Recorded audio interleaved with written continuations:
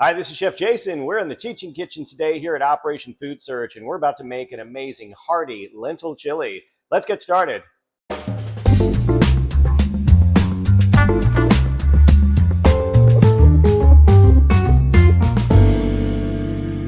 So the first thing we want to do is we want to chop up our onion. You can use a yellow, white, or red onion. I'm going to use a red onion today. We're just going to take off that stem part, cut it in half, lay it flat, run our knife down the center,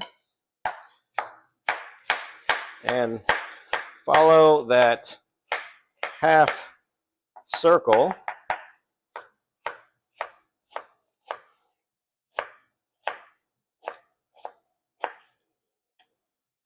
Next thing we're going to do is we are going to chop up our bell pepper. There's several different ways to do this. One of the ways I like to do it is just stand it upright. If the bottom is flat and it stands upright, you're good to go. If not, you might want to just trim off a little bit of excess down here so it stands upright level. And then you're just going to use your knife to kind of carve away from the pepper, leaving behind both the seeds and that white membrane that's on the inside.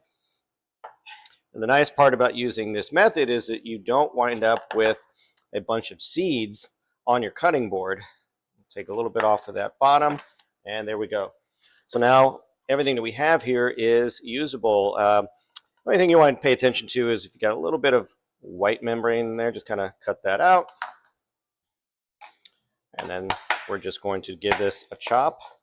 So just cut these long ways and turn them around, making sure you keep your fingers out of the way. And then we're going to do that with the rest of these.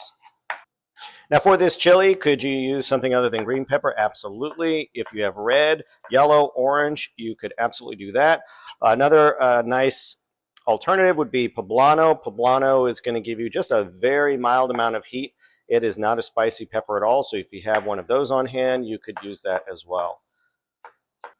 All right, next step is we're going to chop up some garlic. I've got a few cloves here, and one of the ways that I like to kind of chop this up, I just give it just a little bit of a push down so that it's flat, a little bit easier to work with. And then we're just looking for a rough chop here. So you can run your knife over this a few times using this kind of rocking method. So we're going to get our chili started. We are going to fire up our pot here.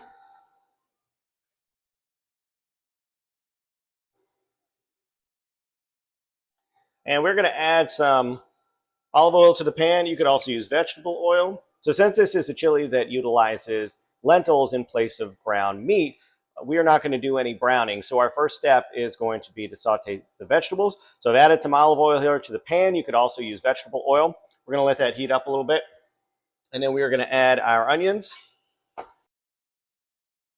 We should hear a sizzle in the pan right away. That's a good sign. We're going to add our bell peppers.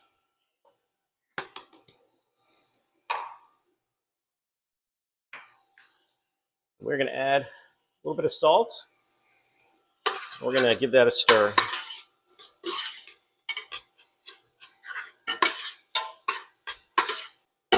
So we're going to saute this for about 5 to 7 minutes until those veggies get a little soft, and you might even see a little bit of color on them. Okay, so our veggies are looking really good. They smell great. So we are going to add in our chopped garlic. We're going to just let this cook for maybe about a minute, just so that garlic gets really aromatic. All right, so the next step is going to be to add the tomato paste, the brown sugar, cumin, and chili powder. With this step, you don't want to walk away. This is something that you have to be. This is something you have to keep an eye on. So we are going to add in our tomato paste.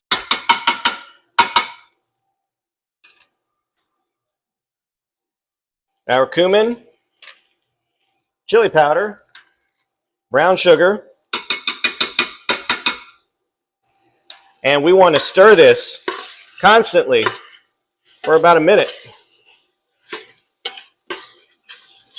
What we're doing here is we're going to kind of cook out the tinny flavor of that tomato paste. It's going to make it richer. We're also toasting the spices at the same time, which is going to really bring out a lot more of those flavors, and you can certainly smell it right now in the kitchen. We are good to go. We're going to add in our beef stock.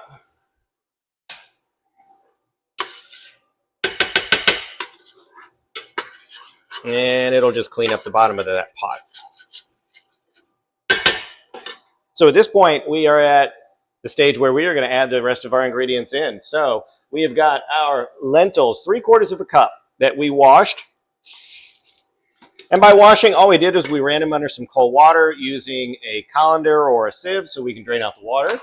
We've got some chipotle pepper and adobo. This is going to give us a little bit of heat, but also some smokiness. Tomato sauce, 8-ounce can, and then we've got a full can, 16-ounce worth of chopped tomatoes. And today I'm using black beans. You can use kidney beans, you could use black beans, you could use chickpeas, but I'm going to use black beans today. I think they're delicious. I think they work really well in chili. I think it also, just from a color perspective, provides a contrast to all the red. So now that we have all the ingredients in the chili, the next thing to do is to put a lid on it and let it simmer for about 30 minutes. During that time, the lentils are going to start to absorb the liquid in the chili. They're going to start to cook through, so they're nice and tender. And they're going to be absorbing all the flavor that's in that chili as well. So we're going to let this simmer covered for about a half hour, and then we're going to come back and check on it. All right, so it's been about 30 minutes, and our chili's been simmering away covered. So we are going to give it a check.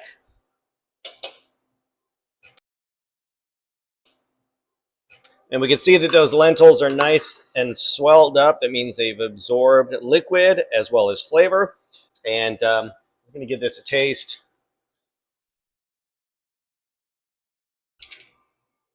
So we're definitely going to need a little bit of salt.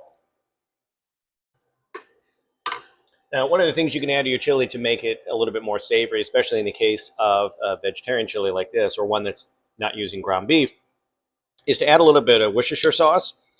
You can also use soy, and this is going to give it just a very savory flavor. You can also add in some brown sugar to control the sweetness if you want it a little bit sweet. It might offset some of the spice you have in there, as well as some apple cider vinegar to bring out a little bit more of the acidity if you choose to. So right now we are going to call this done. I'm going to just taste it one more time, make sure it's good. And that tastes great. So we're going to plate this up. So I like to add toppings to my chili. That's one of the fun things about making chili.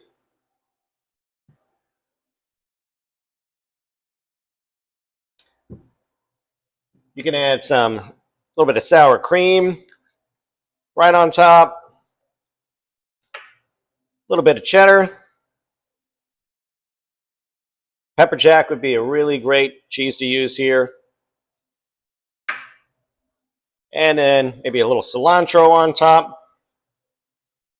Possibilities are endless with this, especially when it comes to texture. One really fun thing to add here is crushed up tortilla chips, Fritos. That's going to give you that nice crunchy element in the chili. So I really encourage you, give this chili a taste. This is delicious, very affordable. From a cost perspective, if we had used a pound of beef in here, this would have been about $7 to $8 worth of beef, but instead we used about 45 cents worth of lentils, so it's a great substitute. Try this dish. It's delicious. Get creative with it. It comes together relatively quickly, and it is super affordable and hearty, not just for the fall, but for year-round. So enjoy. And remember, if it tastes good, you did it right.